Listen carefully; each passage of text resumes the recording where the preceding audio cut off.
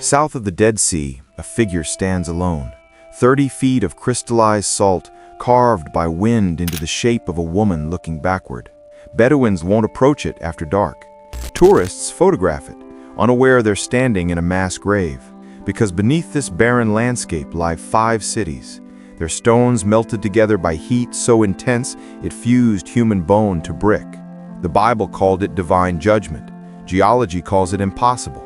Yet the evidence refuses to disappear. Sulfur balls litter the ruins. The soil tests positive for ash. And that pillar? It stands exactly where Lot's wife fell 4,000 years ago. For centuries, scholars dismissed the story of Lot's wife as allegory, a moral lesson wrapped in impossible physics. Because bodies don't mineralize instantly. Flesh doesn't crystallize on command. Yet the text in Genesis 19 doesn't read like poetry. It reads like an eyewitness account. She looked back and she became a pillar of salt. No metaphor, no symbolism, just a statement of fact that science couldn't support. So the story remained trapped between faith and reason, believed by millions, but unverifiable, until researchers started mapping the Dead Sea Basin. What they found scattered across the landscape shouldn't exist. Ruins displaying evidence of extreme thermal events, geological anomalies that matched the biblical timeline, and formations that ancient travelers recorded seeing 2,000 years ago, the same formations still standing today. But before examining what stands above ground, the destruction below reveals something even stranger. Mount Sodom rises from the southern Dead Sea shore, an entire mountain composed of rock salt, unlike anything else on Earth. And jutting from its southwestern face stands a solitary pillar separated from the mountain itself. The shape is unmistakable. Head, shoulders, torso, a human figure frozen mid-turn. Local tradition calls it Lot's wife in Hebrew, Arabic, and ancient Aramaic. 3 cultures, 1 identification. This wasn't a recent naming. In 70 AD, the historian Josephus wrote about travelers seeing this exact formation. He described people chipping pieces from it as relics. That's 2,000 years of documented observation. The pillar's location matches the escape route from Sodom, behind the ruins, just as Genesis describes. His wife looked back from behind him. Geographic alignment, historical continuity, physical presence. But here's what makes geologists uncomfortable about this evidence. Salt dissolves. Rain erodes it. Wind carves it away. The pillar standing today can't possibly be 4,000 years old.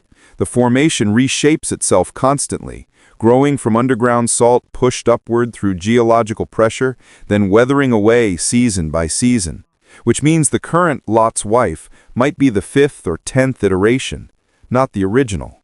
Critics seized on this. Proof the biblical account was fabricated. Except the Reformation process explains something else entirely.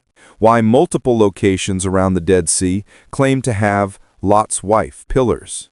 Why Josephus saw one in his era, medieval pilgrims saw others in theirs, and modern visitors see yet another today. The mountain keeps producing human-shaped formations in the same location, almost like the geology itself preserves the memory. But if the pillar keeps disappearing, what evidence remains permanent?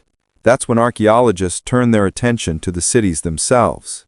Before we continue, don't forget to subscribe to the channel so you never miss inspiring discoveries of faith, archaeology, and prophecy. Like and share this video to a friend or family member. Your support helps us to spread this word of grace everywhere. The ruins near the Dead Sea hold something unusual. Small white balls scattered through destruction layers like hailstones frozen in time. Chemical analysis revealed them as 98% pure sulfur, purity levels almost never found in nature. Volcanic sulfur contains impurities. These samples didn't, and they appeared embedded in ash layers showing signs of intense, sudden heat. The biblical text describes the destruction. The Lord rained upon Sodom and Gomorrah brimstone and fire from heaven. The Hebrew word for brimstone translates directly to sulfur. Linguistic match, chemical match. But sulfur alone doesn't melt stone. The buildings at these sites show evidence of temperatures exceeding normal fire. Bricks fused together, pottery glazed in place.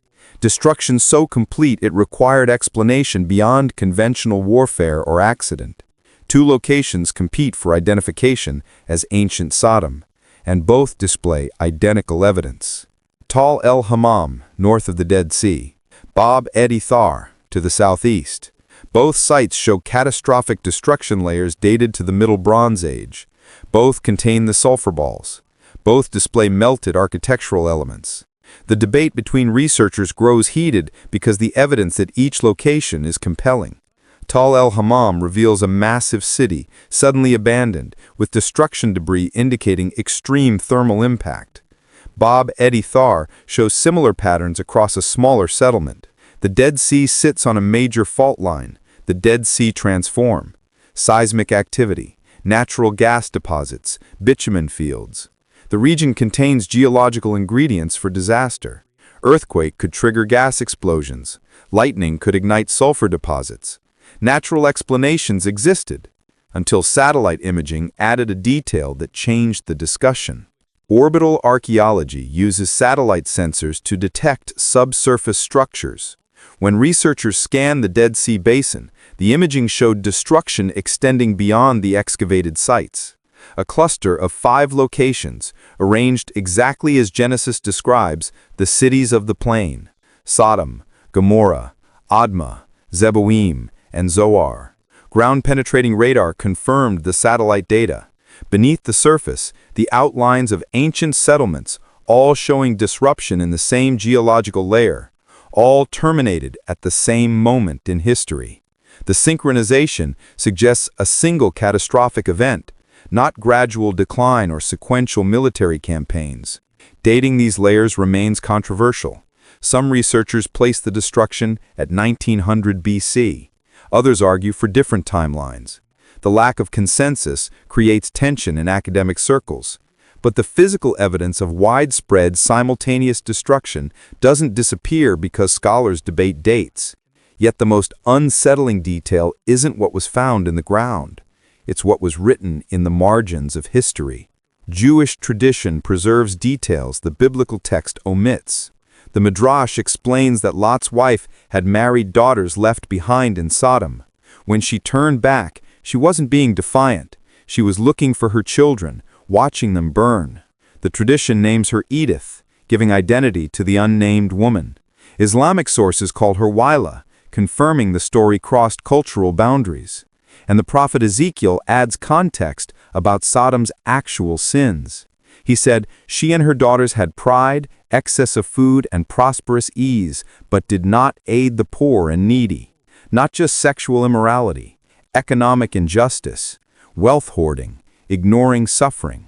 The destruction wasn't arbitrary divine rage, it was response to systematic oppression, which makes Lot's wife's story more complex. She didn't just lose her life, she lost everything, while trying to save what mattered most. Centuries later, Jesus referenced her in a single sentence: "Remember Lot's wife." The context matters. He was teaching about the end times, warning people not to go back for possessions when disaster comes. Don't let attachment to things cause destruction. The warning resonates differently now. Modern culture prizes accumulation, comfort, security built on material foundations, the same prosperity that corrupted Sodom. Meanwhile, south of the Dead Sea, something else continues forming. The Zoar region contains over 10,000 meters of salt cave systems. These caves are geologically active, constantly dissolving and reforming, living caves where salt grows, shifts, transform. The same processes that erode the pillars above ground create new formations below.